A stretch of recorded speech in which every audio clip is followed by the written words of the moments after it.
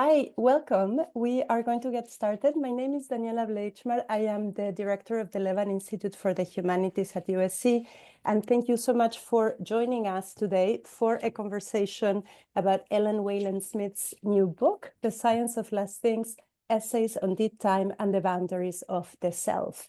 I do want to invite everyone who is able to turn on their camera. It's much nicer to be speaking when seeing humans than names or still photos. Thank you. Joining us today to discuss Ellen's book are Eula Biss, who is an essayist and a professor of nonfiction writing at Northwestern University, and Lochlann Jain, who is professor of anthropology at Stanford University. And the conversation will be moderated by Maggie Nelson, also an essayist and a professor of English at USC. Our partners for today's programs are the USC Writing Program, the Department of English, and the Hill Program at the Keck School of Medicine. The way the conversation will unfold is Ellen will begin by introducing her book for a few minutes, and then Eula Biss and Lochlann Jain will be asking her questions in conversation until roughly 12:40, 12:45, and then we will open it up for questions from the audience. At that point, please do raise your Zoom hand and use the mic when invited by Maggie Nelson to ask your question. So Ellen, many congratulations on the book, and please tell us about it. For which you will need to unmute yourself.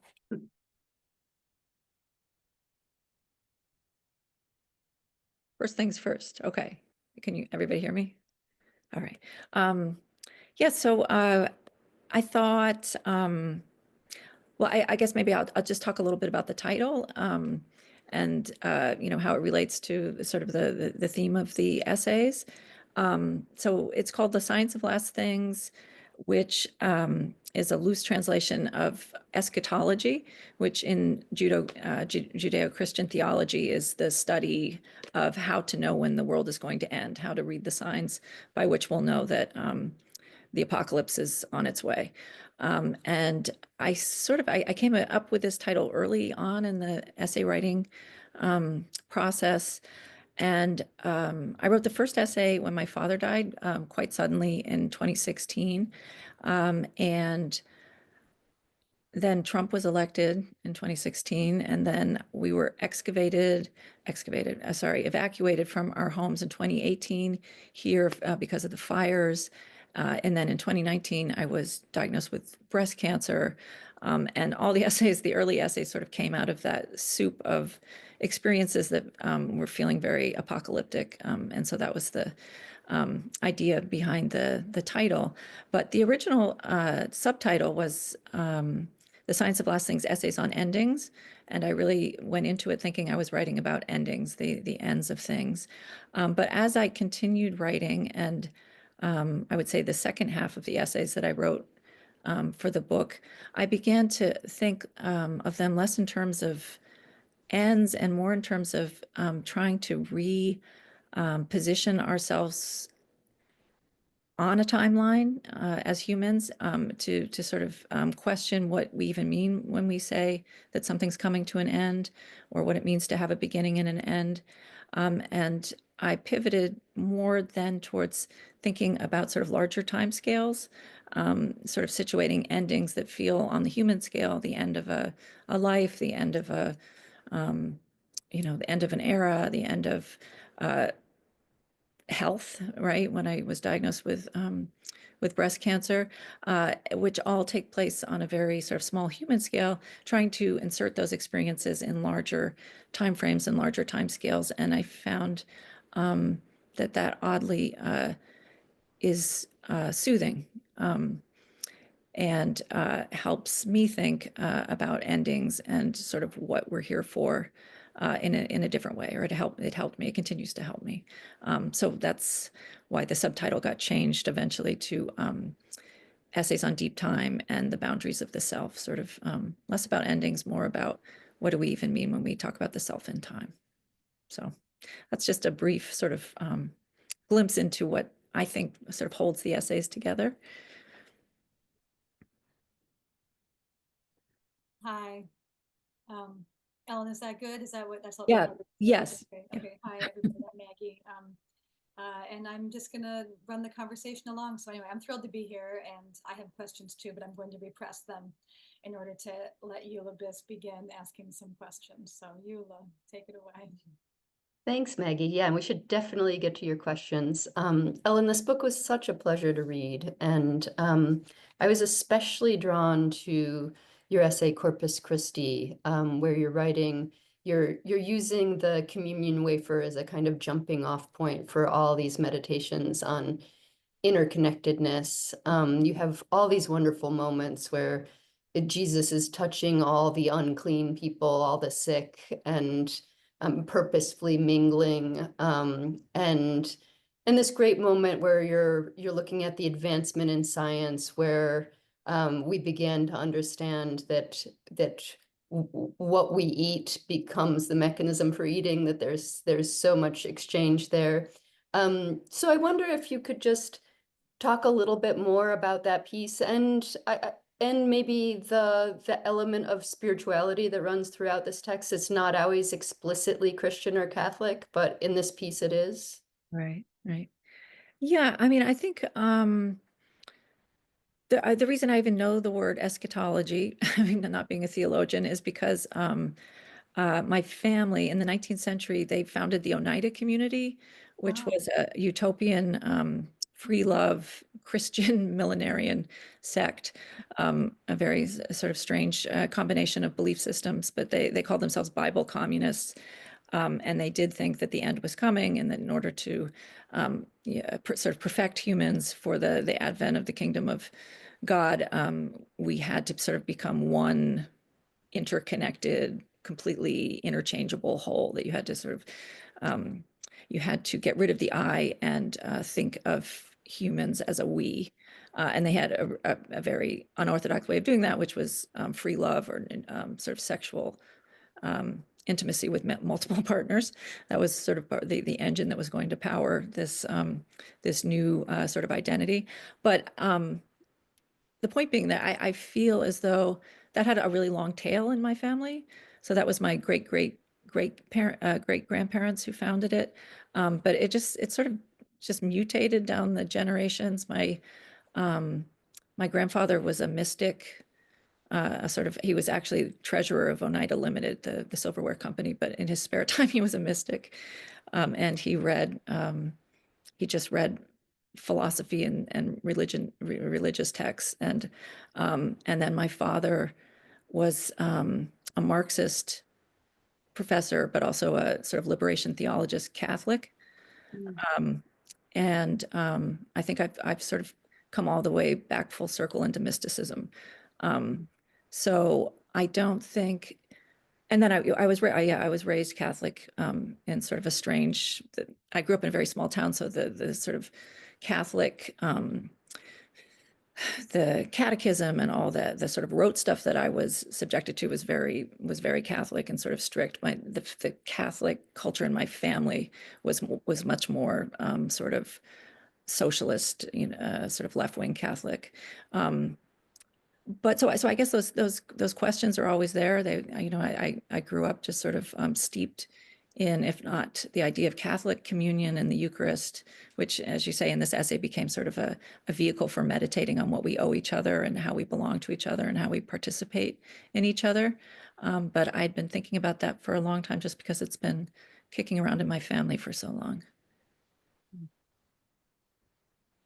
That's such amazing background. It's the Oneida community is an incredible thing to have behind this, and Yeah, there's like a generational interest in this interconnectedness. right. Yeah, and I didn't, when I started writing the essays, I don't think I thought that. The first book I ever wrote was a history of the Oneida community from the perspective of a descendant. And so I had to do a lot of research. This was all stuff that wasn't sort of explicit in my family history. We knew about what our ancestors had done, and it was still sort of there to an extent. But writing that book forced me to deep dive into the actual theology that they had written, and they'd written copious amounts of it, and how they put that theology into day-to-day practice. And so I think, again, when I started writing these essays, I was coming at them from a very different perspective, but they sort of ended up circling back to a lot of that Oneida theology that I had originally sort of steeped myself in. Yeah. I really appreciated how you brought the mysticism back to the Eucharist. There's like an element of that literal, like it is the body of Christ that can feel almost like silly to an outsider. Right. But I feel like you taught me in this essay how not to see it as silly, how to see it as really, really quite deep. Interesting. And Nice. I also loved how you move between, you're engaging with science, but it's not always contemporary science. It's often the science of long ago. Right. Yeah. Yeah. I think it's interesting you bring that up. I'm trying to write an essay right now called Gut Flora, and it's about goat digestion, which seems like a strange topic, but I've recently been hanging out with a lot of goats on a care farm, and I'm sort of thinking about some of the same things about digestion as a metaphor for recycling and rebirth. Mm. Great. Now, Lochlann, did you want to step in? Yeah, sure. I'd love to step in. Just thank you so much for inviting me here and for inviting me to engage in your work. It was really a joy, and honestly, I particularly enjoyed it. That I had the opportunity to read it twice because I feel like it was on the first reading I was absorbed in all of these fabulous stories and this materiality of the things you talk about. But it was the second reading that I could kind of step back and think about the careful work you'd obviously done to weave all these things together, not just in each story, but through the book. And I was particularly fascinated by the kind of, as Eula started talking about, these many timescales of ordinary life. So you begin the book with the turtle shell, and you end with this fascinating story of the evolution of the eye. Right. And that those two bookend this series of objects and processes you kind of nearly adopt what we anthropologists like to think of as our trick of making strange. And so I loved the really nearly poignant way you describe these endless waves of development and decay through the things and the bodies, and the ways in which we absorb each other in these always, with the help or hindrance of these always kind of insufficient scientific descriptions and narratives. Mm-hmm. And your ways of telling the stories as well also mess with time, right? There's no chronological history here. The excuse me, your theories and anecdotes kind of appear and recede anachronistically, as well as you unpack these overlapping time scales. And you kind of have this insistence on the primitive that keeps appearing, like the tale that your sister's baby, had, if only for a moment, and how these constantly impinge on our so-called civilized lives. And you kind of build on this with this idea of creatureliness, that we improvise this posture of containment, like we're kind of constantly under threat of coming apart, but building these fortresses so that we don't have to. So I feel like on the one hand, you're investigating how time progresses differently for turtles and for eyes than for nuclear plants and hospital waiting rooms. But then these timelines collide with what we're considering history, and they collide uncannily and violently. You write, for example, about cancer. Beautiful writing here. I live with this freak, this fossil in my flesh, binding me to a time before time. And so you relate these ideas of what I'm just calling evolutionary displacement, maybe, and put this kind of really new perspective on this that I just found so beautiful to kind of think with. But they're always violent, or they're always threatening. The cancer, the phantom limb, the giving birth to a child, even, and you're giving us this kind of language. So I was kind of interested in hearing you talk a little bit more about your method there, how you did that, how you wove so carefully those themes. But also, you know, one might read the anachronism of your method as a little bit apolitical, or at least you don't make any explicit grand political claims in the way that we academics are used to reading them or making them perhaps overstated. But I definitely sensed a dose of sadness, a kind of elegiac tone to it. You know, the algae and the nuclear ghosts at the family cabin and things like that. So I would love to hear more about how you came up with the striking your tone and how you consider it political or not, or more philosophical. Right.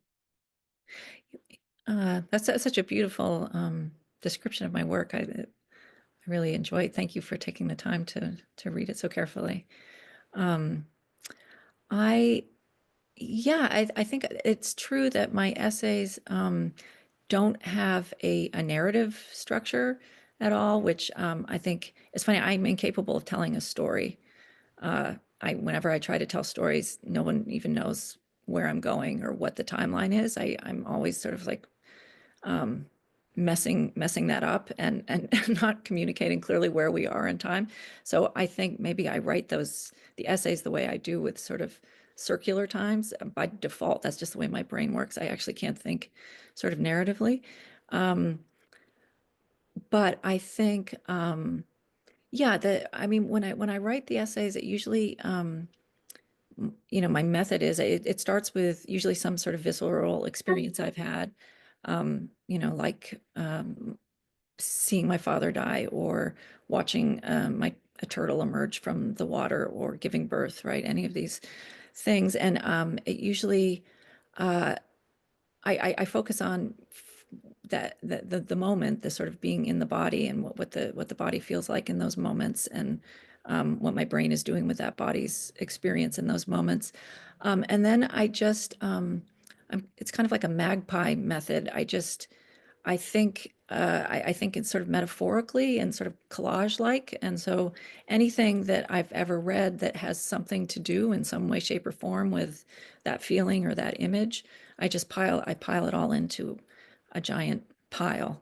And it can be, you know, a poem or a literary reference, or right, something that happened in history, or an historical, or not an historical, a scientific theory.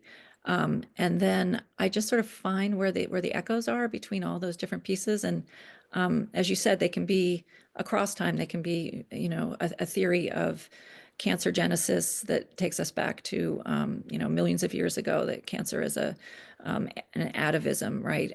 But then I'll bring in sort of contemporary examples of what atavism looks like, or how, you know, how H.G. Wells talks about atavism. And I try to make a sort of word picture out of them, which doesn't have a linear narrative, or doesn't really have a time component, that exists more as sort of a web of images. I don't know if that makes sense. Yeah, it really does, because there's so much about your writing and the imagery that you kind of conjure that is so material, like, you know, like those shells and like I don't know, all the different, and there's so much stuff in there. And Right. each of it has its own particular kind of shape and texture, and I really got that feeling through the book. I mean, I think that thinking about it kind of as an artistic project as well is really interesting. And so you talked at the very in your introduction about the end of the world. So I'd love to hear a bit more about how you feel like the end of the world plays into this, and if that had to do with the tone you take, or the kind of that kind of if the sadness that I interpret is something you put in there on purpose, or how you understood that. Um, yeah, I would say, you know, I don't, when I originally came up with the science of less things, and I was, one of the sort of background images haunting me were these horrible fires that happened in 2018 here in LA, that we were evacuated for. Of course, as you all know, it's back again with a vengeance.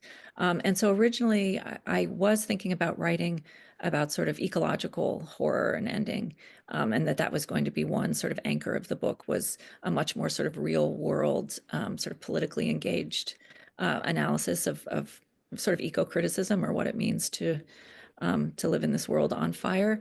And I'm not quite sure why I pulled away. I don't think I'm good necessarily at that kind of writing, at writing politically or writing, not prescriptively. Prescriptively sounds bad. That's not what I think political writing is. But whenever I tried to sort of anchor my writing to something, to some sort of program about how we deal with the end of the world or what we do in the midst of environmental decay, it felt flat. It felt like it wasn't, it didn't have my voice anymore. So yeah, so I guess maybe the elegiac or the sad, maybe I'm throwing up my hands. I don't I don't know what that means. I mean, I don't feel, and this is a typical mystical reply, but I love Kafka's quote that where he says there's plenty of hope, but not for us, which I've always wondered what that means, but I sort of feel that. I don't feel hopeful for myself or even for our humanity right now, but I don't feel like the cosmos is without hope, if that makes sense. But that's not a Yeah, very no, but I think actionable like political. the hope is in the writing itself, in the way you're able to create these beautiful scenarios, and in the process of writing and reading and engaging and all of this. Yeah, thank you. Right. Thank you. Yeah, Eula, did you want to jump in with something? I see you nodding. Yeah, I Or was for us. nodding along. There's several things I could say there. It's, where Lochlann was really attuned to the sadness, I was noticing and attuned to the lightness in your handling of some very sad and grief-stricken subjects, and even the humor. And you, towards the end of the book, and on page 119, you bring in this joke, things will be fine eventually in thousands of years for rocks. This is from Donnie Sapphire, and that, to me, that captured this other element, along with the sadness, is this lightness of touch and this good humor. And you seem to write yourself to like the edge of these mysteries that I think the kinds of mysteries that when I touch them in an essay, I feel terrified. But this narrator doesn't seem to be terrified, and like wades right into the mysteries, seeming fairly okay with it. Right. Well, I do think, in the essay that you're talking about, Quartz Contentment, I'm talking about the fact that being on SSRIs for 25 years has made me a little bit numb and stone-like, in addition to whatever sort of like affectlessness I might have inherited from my family. And so I do think that has something to do with, yeah, my tone. I have a certain distance from the things I write about that that for some reason it can't be otherwise. I can't feel the immediacy and the terror in that same way that I used to. I used to feel terrified all the time when I was a child and even early 20s, but that it just faded. And I don't know. I guess it allows me to get closer to these things that are terrifying, but I don't know if that's a good thing or a bad thing. Yeah, I kept thinking of the phrase, like, I want some of what she's having, while I was reading. I was like, I don't know if what it is I'm looking for is the SSRI or whatever, Right. but it Right. was cracking me up when I think that, No, I know. I feel it's I think it's a deficit. It feels like, as I said in the essay, it feels like a chemical lobotomy in some ways. I think it cuts me off from certain ways of experiencing the world and experiencing feeling. But I guess given that that's sort of what I have, I am interested in sort of exploring what it would mean to approach things, to approach apocalypses with that sense of distance. I mean, at the very least, I think for those of us who struggle more with, urgency and grasping and holding too tight, at the very least, it kind of models in the prose and in the affect just another possibility, like it doesn't seem like one has to choose, but I do think, just like you say, it gives you I mean, like in the opening, when you say as a kind of, you know, mission statement that the essays were meant to kind of tune your mind to a time scale that was not the human, you know, that process is, I mean, I guess this is my question, which I won't take up too much time with, but just kind of like, I guess my question was, you're describing being kind of naturally pitched towards that kind of tuning your mind to a different time scale and the kind of, I don't know if you want to call it distance, but just kind of perspective that comes with it. And I guess I wondered, is there some way that doing the actual writing of these essays partake or furthered that process for you, or does the writing make you feel like you're getting closer to things, or both? I mean, it could be both. Right, right.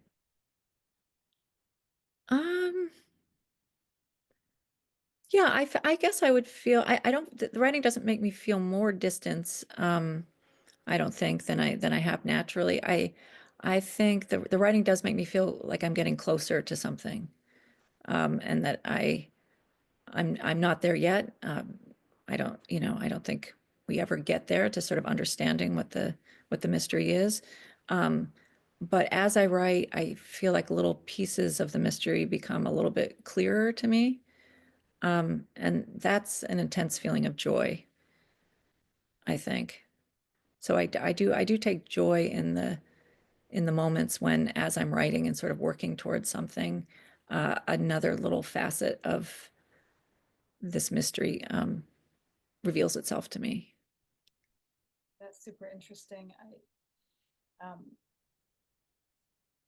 very interested in the way that writing, especially about the natural world, like through the literary, makes somebody reading it feel joy or aspirationally, like I too want to feel that looking at a turtle or the sky. And then because we're human beings, right, then we have this kind of overlay of like, will I feel more joy if I write it down, or is that a distancing, you know? Right. And I know that a lot of, you know, nature writers, Annie Dillard and other people have kind of either struggled with or kind of suppressed that by just having the writing seem seamlessly joyful, you know, or seamlessly Right. witnessing, when in fact, you know, you witness and then you go back to our rooms and we write away from sometimes the, Yes. Yeah.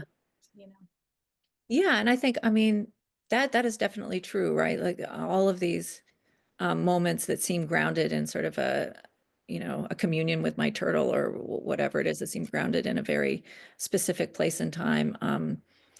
Frequently the epiphany didn't come as I was watching the turtle. It came later when I was reflecting about watching the turtle. Right. And then when you write it, the epiphany happens in that moment. But that sort of betrays how the way it actually works. I thought there's a quote from Marilyn Robinson that I really love, where she says her narrator in I'm forgetting the name, Gilead, I guess, says that he believes there are visions that happen only in retrospect, that reveal themselves only slowly over time, that when they first happen, they're not a vision, they've only become visions, which is how revelation works. Revelation tells us not so much about what will happen, but about how to read the past in a new light. And I think that's how writing works. That's super interesting. Lochlann, did you want to ask something else?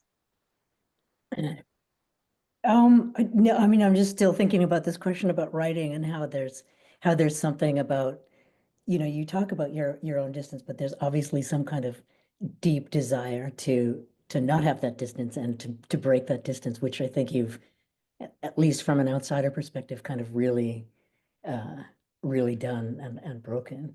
I'm still interested. I can't get over my kind of academic background, but I'm still interested in the way, like what you're doing is very much, those of us who are invested in anthropology and science and technology studies, like around critical material studies and science and technology studies, kind of breaking down, kind of you're kind of really thinking about how we are made by the outside world as we are making the outside world.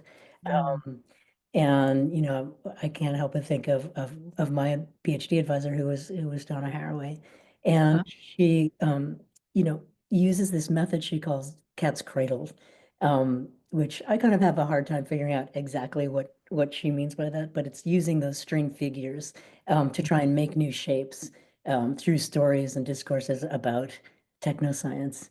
And your method really struck me as that kind of thing, this kind of juxtaposing of all of these different stories to get at that really intense question, how we're always made and remade and making ourselves. And a lot of those stories you tell about, about chemotherapy and about the crystals, you do it with this really interesting, I want to say distance, but that reflects the words you just used, and I mean it in a different way, but you can stay agnostic on the question of what works and what science actually worked. And I just think that's such an interesting way of getting at this question of how we're made and remade in ways that the actual workingness of it is a totally different question. You're interested in much more about the fact that this happens and the fact that we try and understand it through these different time periods. I guess this isn't a question, but just an observation that I just found really was very unique in your approach to this that I just really appreciated. Thank you. Yeah, I do think, it's, I like to think of it as a constellation. A constellation can look like different things depending on how you sort of parse the points. And I think that's why collage is such a sort of powerful way of meaning making, I think, because it allows you to sort of assemble a collection of facts or images or ideas, and then you can sort of see different shapes in it, right? Depending on how you read the constellation. And I do think that that's part of what the process of, sort of finding truth is like, right? I don't have truth with a capital T. I don't know what that means even, but this feeling, for me, it's just the feeling of connectedness, of the sort of mysterious oneness of everything under multiplicity. Yeah, truth separate from efficacy. Yes. Yeah. Love that. I love that. Thank you so much. Maggie, can I jump in? Yeah. I just the conversation about the writing itself and the act of writing and the craft made me think of this moment on page 92 where you bring us to Kafka's animal that's burrowing endlessly, and burrowing towards some faint sounds, and that are never reached. And I wrote in the margin when I read that essaying, and it felt to me like my own relationship with the craft. And I was wondering if you would mind just talking a bit about your relationship to the essay as a practice, as a genre, as whatever we want to call it. Right. Yeah, I mean, I came to essay writing late. I wrote my first personal essay when I was 50, the year my father died. And then after that, it was just sort of a voracious process of trying to catch up and reading you all and reading Annie Dillard. I wrote it, and then I decided this is a form I can really invest in. And I had done other kinds of writing. I had done academic writing. I have a PhD in 19th century French poetry, and I've written academic essays on French poetry, but I never had the same, it never spoke to me in the same way. I never felt like I could sort of find meaning in it in the same way. So yeah, for me, the essay is just this amazingly sort of capacious, mobile thing that you just keep. And I think to some extent you're always writing the same essay, right? I mean, all the essays are circling around, as you said. It feels like the burrowing. You're circling around some sort of central truth, which might shift as you move through time and get older. But there's also a commonality there. You're just writing your way towards this thing that you'll never reach, but that the writing towards it is the point. So I do definitely feel that. Yeah, it's feels so close to my own relationship with the practice. Right. And it makes it difficult to know when to stop, because it could just be one giant continuous essay that goes on. And I love, there's Peter Ho Davies and his book on revision says that basically revision is just, revision doesn't stop until you die. You know, you're revising, whether it's your life or your writing, until the moment you die. And he has this wonderful anecdote where he, something that happened to him when he was a child with his father became one of these sort of core memories that kept repeating. He kept reprising it in different ways, in a fictional way and then in an autobiographical way across his life. And it wasn't until quite late, sort of 40 years on, that he sort of found what he thought was the meaning of it. It was an interaction with his father, and he said, I'll probably continue writing it and revising it until I die, and then it'll be over. Ellen, I'm so struck. I don't want to derail into like a craft thing about Yeah, writing, yeah. but because I know that I see some of our writing students in the PhD program that I teach in nonfiction, I just think it'd be really interesting to hear you just say, well, one more thing about like starting to write your first essay when you're 50. Like, I mean, Right. when you went to write, what did you learn about? I mean, you must have, I mean, maybe it's like Athena, springing from Zeus's head, but like, I'm just curious, like, how did you, what was it a struggle to teach yourself how to do a different kind of writing, or did this really come out very naturally and you could, because you felt something was kind of, unhinged, or, like the spigot Yeah. come loose after your father's death, or at this point in your life of academic writing? Yeah.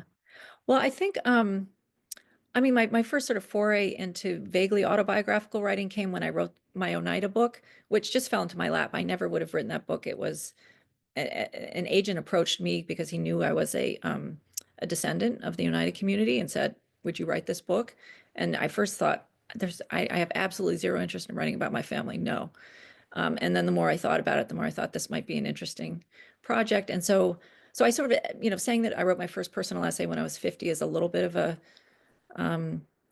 stretch, because I was doing some autobiographical writing about my family and sort of, my place in my family when I was 45. But so I guess maybe I started when I was 45. But no, I don't know why. Yeah, I don't know why somehow with my father dying, this felt like the form that I needed to take to sort of work through these things. And yeah, it did. It felt daunting and sort of crazy to try and catch up. I'd actually read a lot of Annie Dillard for a completely different purpose. Went back when I taught high school English and I was teaching essays, and I came across her for the first time, and really was just sort of bowled over. And I think I always had that in the back of my mind, not as something that I could do, but as something that I admired as sort of the, if I were to do something, that would be what I wanted to do. And then I eventually got a chance to do it, but it wasn't conscious in that way. In about 4 minutes, we'll move to taking questions. So if you guys have any questions, start thinking of them, and then I'll call on you. But in the meantime, Eula and Lochlann, anything that you want to, your last burning questions, feel free to throw them out. Yeah, I guess just a couple of, like a kind of question about, when you do write personally, then, two things happen. First of all, your personal story is out there for everybody to think about and reflect on, and it's out there for a long time. So things you might have written about a while ago are still there. And people might ask you about them, or at least that they might eventually read them. So, I'm just wondering how you feel or negotiate, that. And also other people who might have been there and had a different experience or interpretation might have, feedback or comments for you that may or may not be welcome. So how you, Right. negotiate those things, I'd be curious. Right.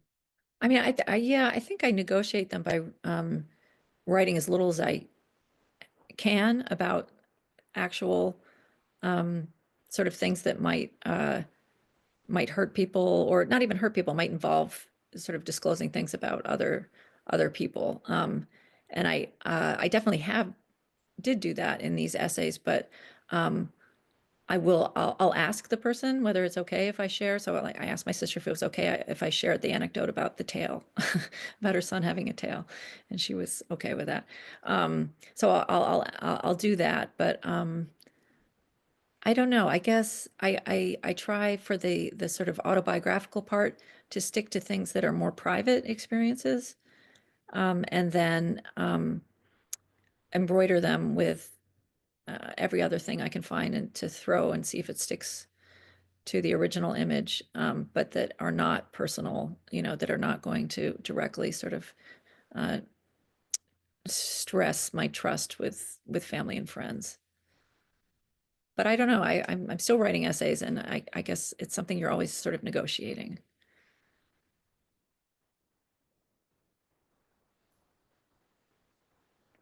Eula, any last thoughts? No, I'm just swimming in all of this. I've so enjoyed hearing you talk about this work. And yeah, I'm glancing at my notes. I'm ready to cede to the audience, Maggie. Okay, great. Yeah. Well, if anyone wants to raise their hand, I don't see any hands yet, but please do. Yeah.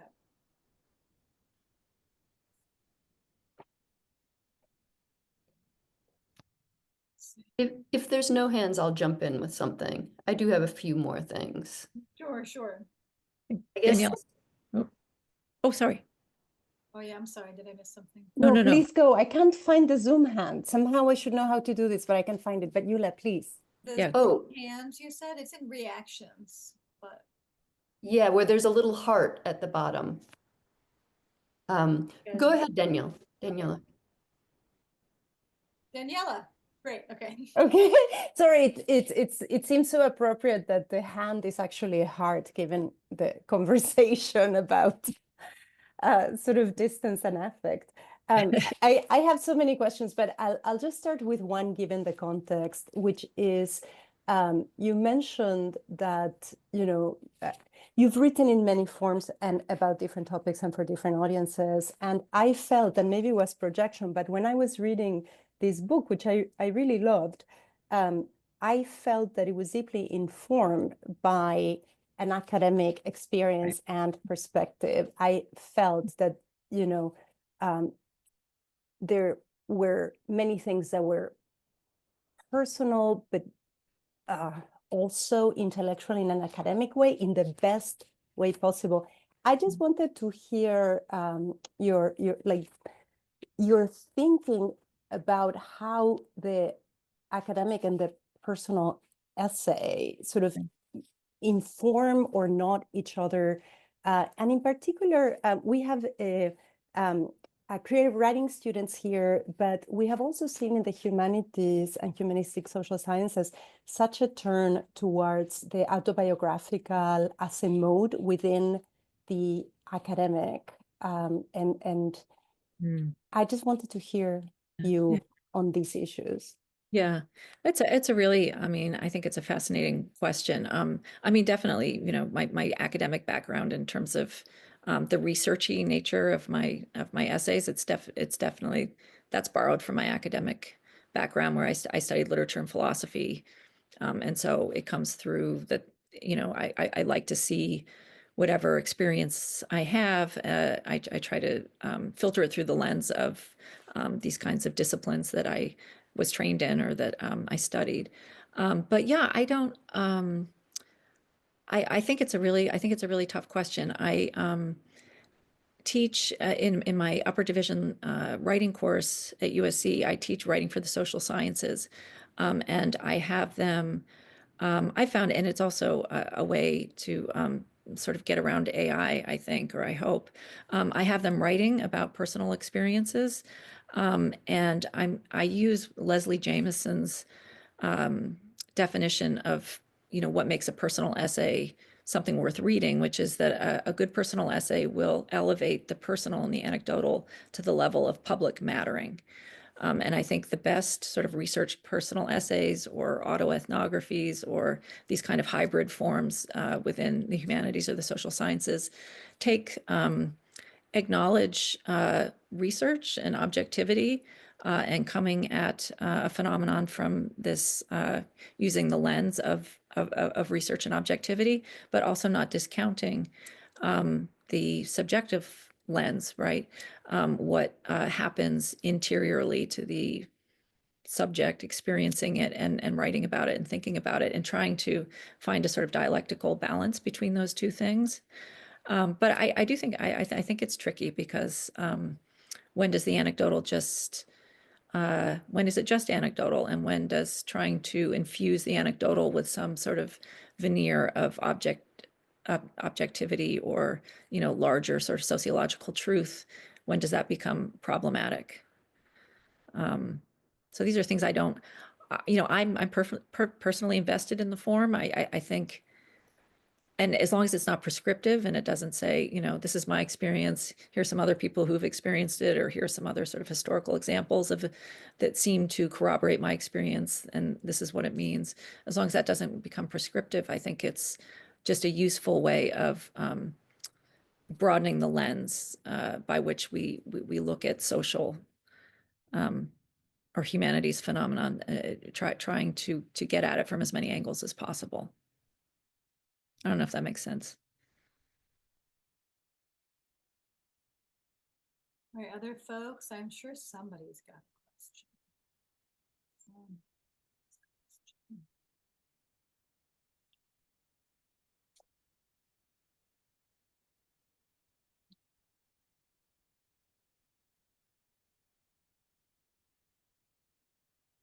Eula, you were going to ask a question when I came in, maybe? Sure, yeah. I was just gonna circle around to something that caught my eye in the preface, which was this this line about every atom in us is on loan from the universe. And there is, throughout the book, there's a lot of of physicality and of visitation of your own physicality and other physicalities that are where that idea is in evidence. So it's carried through. I just wondered if you could say more about that loan. Loan, right. Yeah, I think part of the idea of the loan, the sort of molecular loan, came from reading a lot of Saint Francis, and this idea of usus pauper, that and I'm not theologically adept enough to really discuss it, but you know, the idea behind Saint Francis and the mendicant orders was they didn't want to own anything. They wanted, you know, including their clothes, including the food that went into their mouths. They tried to sort of reduce themselves to nothing, because for them, that was the closest they could get to God, that life is a gift, and anything you get from God is something that you sort of technically owe him back. And so usus pauper was a sort of legal theological thing that they came up with to allow the mendicant friars to sort of take clothing and tools and houses on loan, but to not actually own them, so that they could use them, but still maintain their sort of baseline poverty. And I found that a really, I'm sort of obsessed with, you know, sort of ascetic ideas more generally, although I don't practice any myself. But this idea of reducing yourself to nothing, that reducing yourself to nothing is the ultimate way of being thankful, or acknowledging the gift that you have been given just by being alive.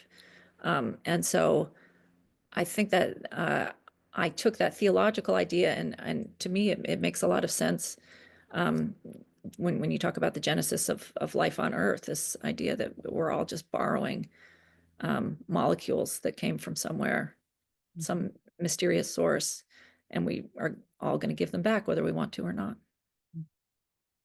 I loved the kind of ecstatic edge that brought to death, to illness, to Right.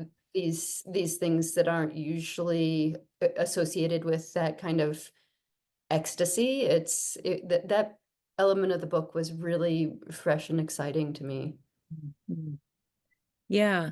I really I think Saint, you know, you can do worse than read Saint Francis on that, because he was a joyful person, in even though he was trying to, again, sort of constantly reduce himself to nothing, that there was a joy in that, because there was the joy of just the mystery of being alive at all.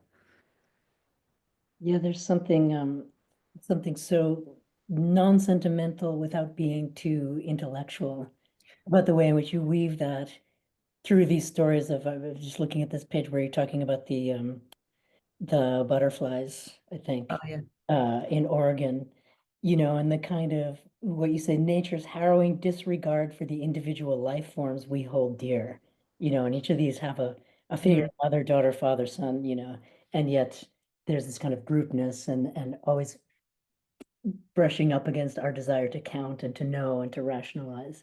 Right, right. It's one of those beautiful places where you've got the aesthetic and the rational and Mm, putting them juxtaposing them together to really tell us that our knowledge is always going to be so limited mm, mhm. and what does it mean ultimately? And again, that question of what carries meaning really ultimately. Right. Well, I do. Yeah, I think that idea of a form, right? A form that sort of subsists for a while, and that obviously we love and we invest in and we hold dear. But I somebody I've been reading a lot recently is Iris Murdoch on the sovereignty of good, and her whole idea is that uh, she has what she calls unselfing, that the only way you can experience the goodness that is of the universe is by removing the self from the equation. And she says there's four ways you can do that. You can do it by being in pain, that pain makes you lose yourself. You don't have a self when you're in pain because you become the pain. You can do it by being subject to chance. Chance just happens to you and there's nothing you can do about it. It happens, it happens to us all. We can from one day, fall from the heights to the depths and there's no accounting or planning for that. You can do it through love. When you love somebody, you love them without yourself interposing in between. And you can do it through beauty. When you see something beautiful, you don't see it as beautiful for you. There's no use to it. There's no use value. It's just the beautiful thing that you believe should continue in the world. And so I think ultimately, I think what, getting away from these forms of knowing and these substances is acknowledging that sort of that oneness or that goodness that subsists beneath all of the different forms. Or that I think that's what Iris Murdoch is saying. And so, as hard as it is and as tragic as it is, that's the ecstatic edge of the loss. And we do have a question finally in our final moments here from Christiana, so I want to make sure you get a chance. Go ahead. Oh, just as you're speaking, I was thank you, by the way, this is so beautiful. I was thinking about how this is a book, there's not so much, it's not only depth of time, but also breadth of scope, and that it's so inclusive of perspectives, of non-human perspectives. And I think we tend to think of storytelling as this distinctly human thing. And I wondered if in the moments we have, you could speak at all about how incorporating these non-human perspectives made you think about narrative differently. That's interesting. Yeah, honestly, I can't do it literally. I took a writing workshop, a one-day writing workshop where we were supposed to write from non-human perspectives, and we were supposed to sort of inhabit animal being and write as though we were animals. And I couldn't do it. I couldn't like go to that imaginative space and imagine a story from an animal's perspective, even though there's some beautiful stories like that. There's I'm forgetting his name now, but it's called Being a Beast. This English writer who actually tried to become a beast. He tried to become a badger, and then he tried to become a fox, like literally sort of unclothing himself and like living in holes and eating worms and stuff like that to try and sort of see what the life world of a beast would look like. So what's my point? So I can't do it in any sort of like exchange way, but I like to think of when I'm thinking about metabolism and when I'm thinking about inputs and outputs and how our molecules are constantly on loan and being exchanged. I like to sometimes look at it through chains of exchanges between plants and animals and humans. So it's not really looking at things from an animal perspective, but seeing how animals become a really important link in the chain that binds us all together and binds the earth together. So I guess maybe that's what I try to do a little bit. to just see that, yeah, the human is always sort of poised on top of all of these other exchanges and metabolisms that we don't recognize. Thank you. Anything else before I turn it back to Daniela? I guess my very last question, just in like a minute, Ellen, it just is, just how it's been for you to become this essayist and like have this book out in the world with different audiences, including, this one here. And yeah, just like, it's been like. It's been lovely. I don't know, you discover your essays aren't for everyone. Everyone says don't read your Goodreads reviews or don't read your Amazon reviews. I know a lot of people don't find these turgid and overly philosophical, and are, it's not everybody's cup of tea. But I don't know. I sort of think it's just something that I do. It sort of comes naturally to me. I mean, I've already started writing the next essay, even whether I end up publishing it, another collection or not. It's my way of sort of metabolizing reality, I guess. And I do love. I find it fascinating. I find it part of the metabolism is, coming like here today and listening to all of your different frameworks and all of the ways that you see.